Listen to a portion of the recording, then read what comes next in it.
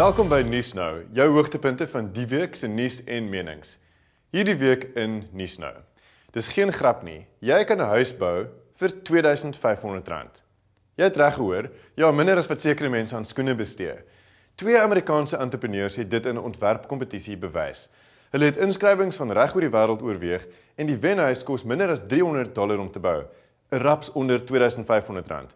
Dit kan 'n uitkoms wees vir duisende van die wêreld se armste mense. In die week se nuus nou wys ons jou hoe. Gepraat van die sonder 'n dak oor hul kop.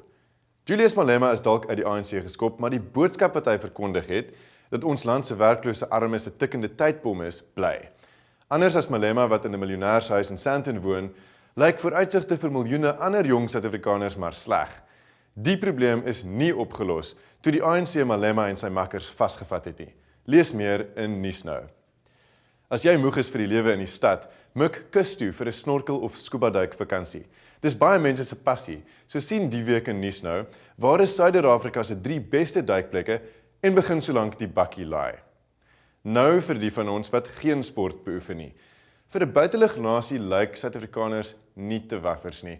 Ons het vet geword. 61% van alle Suid-Afrikaners is oorgewig, sê dokters, en dit maak ons een van die vetsigtigste lande ter wêreld. Waarom?